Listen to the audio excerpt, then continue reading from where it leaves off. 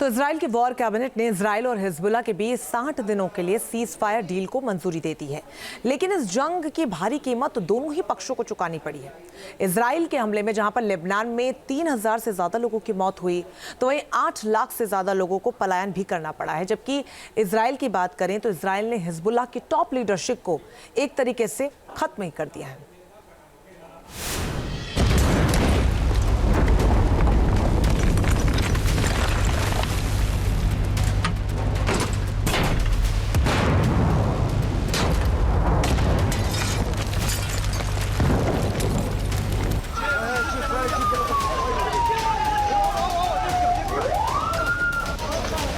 आसमान से हो रही ऐसी बारूदी बारिश क्या अब थम जाएगी? लेबनान में इजरायली सैनिकों का ग्राउंड ऑपरेशन अब क्या रुक जाएगा? नॉर्थ इजरायली इलाकों पर हिजबुल्लाह के रॉकेट के धमाकों का शोर क्या अब थम जाएगा? क्या नॉर्थ इजरायली इलाकों में लोग वापस अपने घरों में लौटने लगेंगे? तमाम सवाल इसलिए क्योंकि इजराइल और हिजबुल्लाह के बीच अमेरिका की मध्यस्थता से हुए युद्ध विराम समझौते पर अमल शुरू हो गया है। लेकिन 60 दिनों के इस युद्ध विराम की भारी कीमत हिजबुल्लाह और इजराइल दोनों को चुकानी पड़ी। हजारों लोगों की मौत और तबाही के ऐसे मंजर के बाद कहीं जाकर इस युद्ध विराम का ऐलान किया गया है।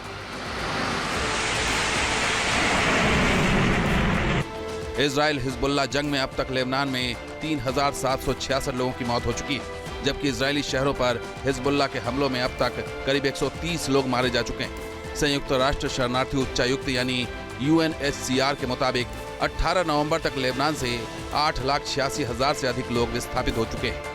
UNHCR के आंकड़ों के अनुसार युद्ध शुरू होने के बाद से ही 5 लाख से ज्यादा लोग लेबनान से सीरिया भाग गए, जबकि इजराइल में लगभग 60,000 लोगों को उत्तरी क्षेत्र से अपने घर खाली करने पड़े। बीते वर्ष 7 अक्टूबर को हमास ने इजराइल पर हमला कर कभी न भूलने वाला जख्म दिया था और 8 अक्टूबर से ही हिजबुल्लाह ने भी हमास का समर्थन करने के लिए इजरायली ठिकानों पर हमले शुरू कर दिए थे। लेकिन इस हमले के बाद पूरी दुनिया ने देखा इजरायली सेना ने हिजबुल्लाह के आतंकी नेटवर्क को चुन चुन कर तबाह किया। हिजबुल्लाह के हथियार डिपो हों, आतंकी ठिकाने हों, अंडरग्राउंड टनल नेटवर्क हो, इजरायली सेना ने बेरूत से लेकर साउथ लेबनान में चुन चुन कर हिजबुल्लाह के ठिकानों को एयर स्ट्राइक में तबाह कर दिया। इजराइल ने हिजबुल्लाह के ठिकानों पर अब तक 13,478 स्ट्राइक की, जबकि हिजबुल्लाह ने भी इजराइल पर करीब 2,454 बार हमले किए। एक अनुमान के मुताबिक हिजबुल्लाह इजराइल पर रोजाना करीब 200 से 300 रॉकेट दाग रहा था, जबकि इजराइल का दावा है कि उसने हिजबुल्लाह के रॉकेट कैपेबिलिटी को 70% तक तबाह कर दिया है। इजरायली हमले से हिजबुल्लाह कमजोर तो हुआ है, लेकिन दावा है कि अभी भी उसके पास मिलिट्री कैपेबिलिटी है। अभी भी हिजबुल्लाह के पास कम से कम 80,000 से ज्यादा लड़ाके हैं और उनका मोरल, उनका मोटिवेशन, उनकी हिम्मत किसी प्रकार से नहीं टूटी। हिजबुल्लाह ने साफ तौर पे कहा है, हमास ने साफ तौर पे कहा है कि अगर गाजा में भी सीज फायर हो गया तो तमाम जो अभी कार्रवाइयाँ जो हैं ईरान की तरफ से या हूथी की तरफ से या उनके जो लड़ाके हैं सीरिया में और इराक में उनकी तरफ से, सबकी तरफ से बंद हो जाएगा। लेबनान की राजधानी बेरूत के दक्षिणी उपनगर में हिजबुल्लाह का गढ़ माना जाता रहा है। इजरायली सेना का दावा है कि इजरायली एयर स्ट्राइक में कम से कम यहाँ 262 इमारतें ध्वस्त कर दी गई। इतना ही नहीं, इजराइल ने हिजबुल्लाह की पूरी टॉप लीडरशिप को एक तरह से खत्म कर दिया है।